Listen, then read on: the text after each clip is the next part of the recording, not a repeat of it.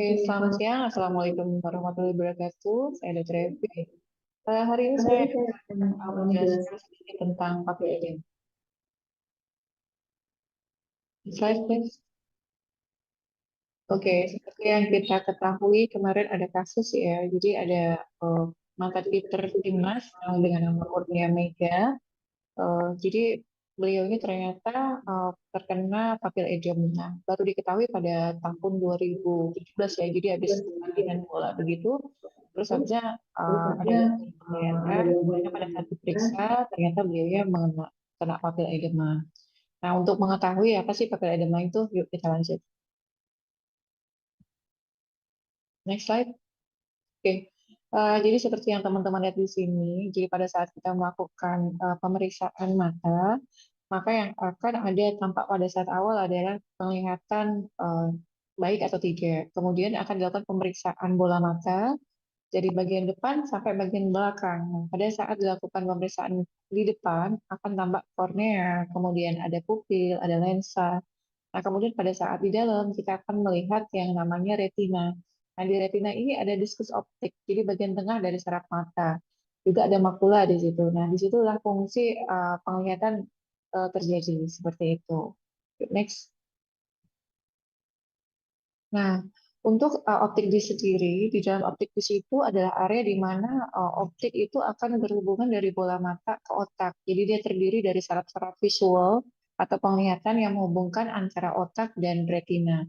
Jadi kedua mata kita itu untuk bicara penglihatannya dia akan berhubungan langsung sama otak yang ada di bagian occipital atau di bagian belakang di belakang otak. Sehingga apabila terjadi sesuatu, maka akan terjadi penurunan penglihatan. Oke, lanjut yuk. Nah, kemudian apa sih papil edem gitu? Jadi papil edem ini adalah pembengkakan saraf mata di area optik disc atau tengah matanya yang disebabkan karena adanya tekanan pada bola mata.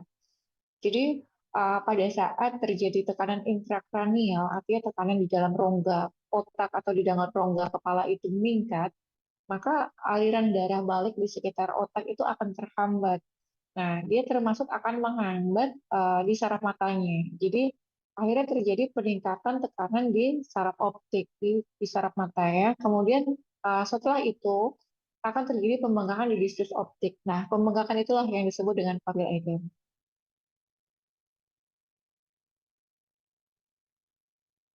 Oke.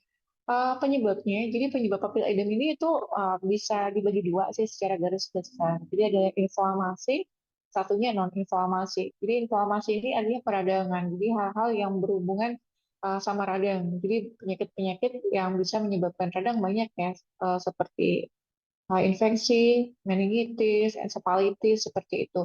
Kemudian yang non-inflamasi bisa juga disebabkan sama penyakit-penyakit intrakranial lain, seperti misalnya adanya tumor, kemudian ada cedera kepala, bisa juga disebabkan karena gangguan sumbatan di cairan hidrosefalus ya, jadi cairan cerebrospinalnya itu bermasalah sehingga terjadi peningkatan tekanan intrakranial atau di dalam kepala.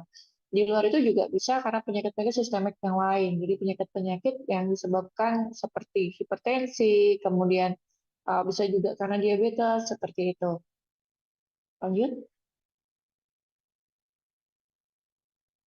Nah, kemudian kalau misalnya orang nih kena papilledem, apa sih yang bisa terjadi? Jadi biasanya pandangannya ini bisa kabur, bisa terlihat ganda, kemudian dia juga bisa melihat adanya kilatan cahaya tiba-tiba. Nah, itu hilang cepat ya, jadi dia munculin cepat cahaya kemudian hilang.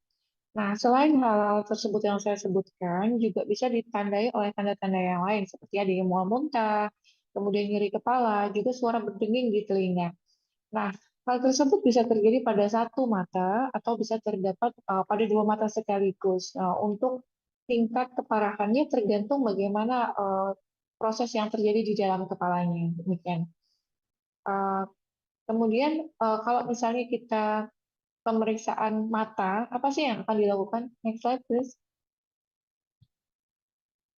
Oke, jadi pada saat ke dokter mata, untuk memastikan seseorang itu saraf matanya bagus atau tidak, maka akan dilakukan pemeriksaan visus dulu. Kemudian pemeriksaan segmen anterior mata, jadi segmen depannya. Kemudian setelah itu akan dilakukan pemeriksaan segmen posterior untuk melihat pertama, apakah cara matanya bagus atau tidak. Nah, untuk masuk ke tahap itu, maka akan dilakukan pemeriksaan dengan melakukan mydriatikum. Jadi mydriatikum itu manik mata kita yang awalnya besarnya sekitar 3 mili, itu akan ditetesin obat dulu. Nah, obatnya namanya midriat ya, mydriatikum.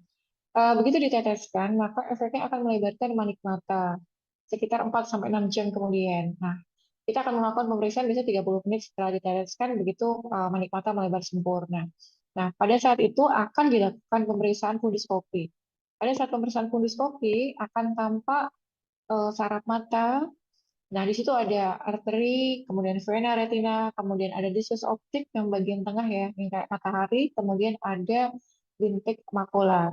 Nah, itu akan dievaluasi apakah ya ada pembengkakan atau tidak, warnanya bagus atau tidak, pembuluh darahnya itu untuk arteri dan vena sesuai kapasitas rasionya atau tidak, kemudian makulanya refleksnya bagus atau tidak. Jadi hal itu diperiksa satu-satu untuk menunjukkan bahwa saraf matanya baik atau tidak. Next. Nah, pada saat penderita dengang dengan papil edem, maka yang akan kita lihat adalah seperti gambaran yang nomor 2 ya. Yang di atas yang normal, yang nomor 2 yang papil edem.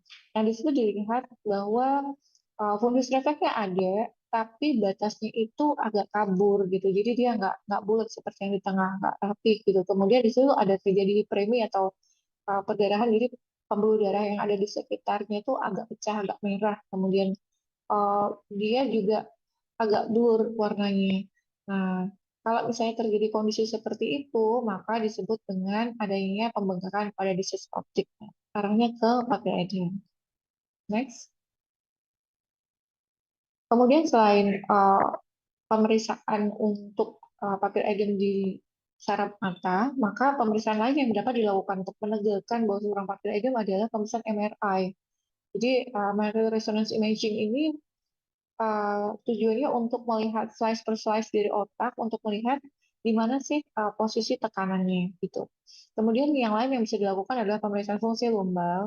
Pemeriksaan lumbal ini dia akan dicek adalah cairan cerebrospinal. Jadi akan dilakukan pemeriksaan cairan cerebrospinal untuk melihat apakah dia tekanan tinggi atau enggak di cerebrospinal, kemudian ada inflamasi atau radang yang lain seperti itu. Nah, kemudian lanjut yuk untuk pengobatan.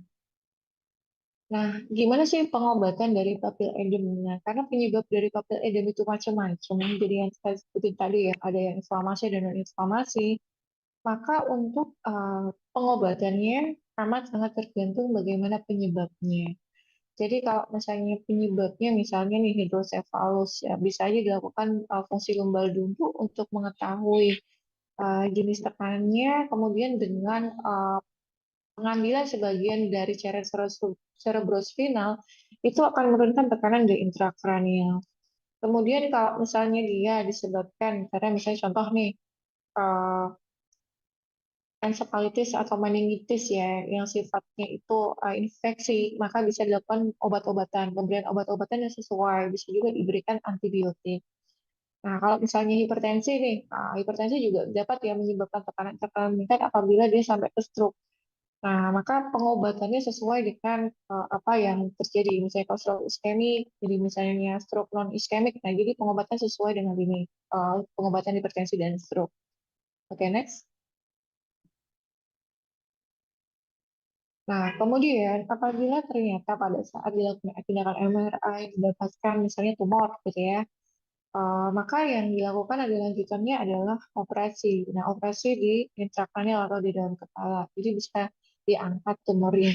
Tapi kalau misalnya ternyata kasusnya itu adalah kasus kanker seperti itu, maka tindakan lanjutannya bisa kombinasi antara operasi dan kemoterapi atau dilakukan kemoterapi murni. Nah, kira-kira gambaran seperti itu.